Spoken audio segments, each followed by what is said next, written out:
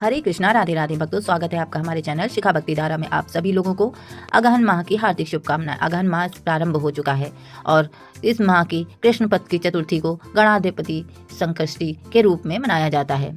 इस दिन भगवान गणेश के गणाधिप स्वरूप की पूजा अर्चना की जाती है। चतुर्थी हर महीने में 2 बार आती है। पूर्णिमा के बाद आने वाली चतुर्थी को संकष्टी चतुर्थी कहते हैं और अमावस्या के बाद आने वाली चतुर्थी को विनायक चतुर्थी कहा जाता है।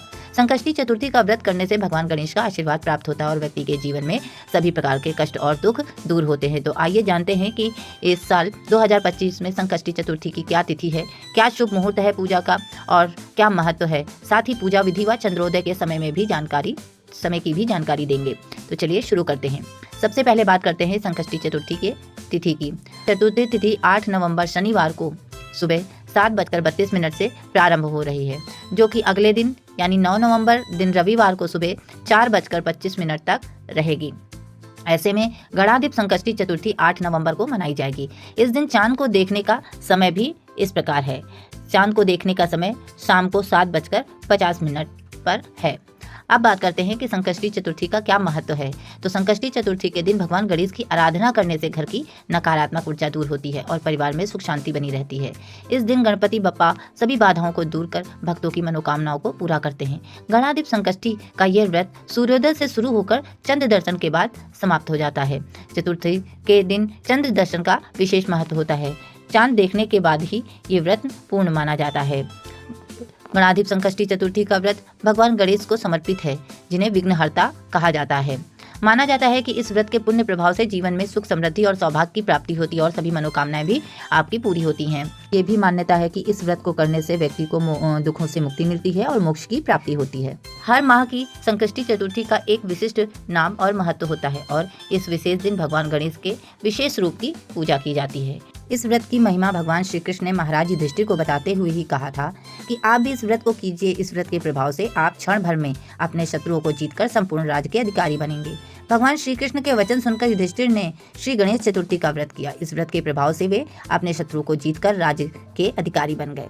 अतः इस व्रत को करने से शत्रुओं पर विजय पाई जा सकती है। इस दिन श्री गणेश जी की विधि विधान के साथ पूजन करने और व्रत रखने से जीवन के सभी कष्ट दूर होते हैं। तो चलिए जानते हैं कि पूजन किस प्रकार करें। इस व्रत के पौराणिक महत्व और पूजन विधि के अनुसार एक बार पार्वती जी ने गणेश जी से पूछा कि अगहन कृष्ण चतुर्थी संकट कहलाती है, उस दिन किस गणेश की पूजा किस रीति से करनी चाहिए।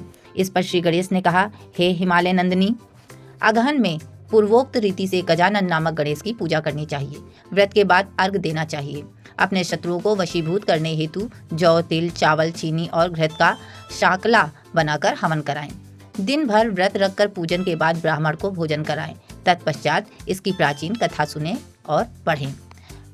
इस व्रत में प्रातः काल उठकर नित्य कर्म से निवृत्त हो शुद्ध होकर स्वच्छ वस्त्र धारण कर लें। अगहन में पूर्वोक्त रीति से गजानन नामक गणेश की पूजा करने। श्री गणेश जी का पूजन पंचोपचार धूप, दीप, नवेद, अक्षत, फूल विधि से करें। इसके बाद हाथ में जल और दूर्वा लेकर मन ही मन श्री गणेश का ध्यान करते हुए व्रत का संकल्प करें। अब कलश में जल भरकर उसमें थोड़ा गंगा जल मिलाएं।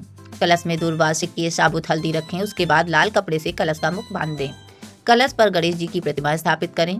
पूरे दिन श्री गणेश के मंत्रों का स्तवन करें। संध्या को दोबारा स्नान कर शुद्ध हो जाएं। श्री गणेश जी के सामने सभी पूजन सामग्री के साथ बैठ जाएं। विधि विधान से गणेश जी का पूजन करें। वस्त्र अर्पित करें। नैवेद्य के रूप में 10 लड्डू अर्पित करें। चंद्रमा के उदय होने पर चंद्रमा की पूजा कर अर्घ अर्पण करें। उसके बाद गणेश चतुर्थी की कथा सुने अथवा सुनाएं। जौ, चावल, तिल, चीनी व घी से हवन करें। तत्पश्चात गणेश जी की आरती करें। 5 लड्डू प्रसाद के रूप में बांट दें और शेष 5 अगले दिन ब्राह्मण को दान दे दें। संकष्टी चतुर्थी का व्रत करने वालों को रात्रि में चंद्रमा की पूजा अवश्य करना चाहिए, क्योंकि इसके बिना चतुर्थी व्रत पूर्ण नहीं माना जाता है। इस दिन चंद्रमा को अर्घ देने के बाद ही पारण करके इस व्रत को पूर्ण किया जाता है। ये चतुर्थी व्रत मनुष्य के सभी कष्ट दूर करके मनोकामना पूर्ण करते हैं। इस प्रकार से आप सभी लोगों को एक बार फिर से संकष्टी चतुर्थी की हार्दिक शुभकामनाएं। आप लोगों का दिन मंगलमय हो। वीडियो में दी गई जानकारी अच्छी लगी हो, वीडियो पसंद आया हो तो प्लीज वीडियो को लाइक करें, शेयर करें व सब्सक्राइब करें। राधे राधे।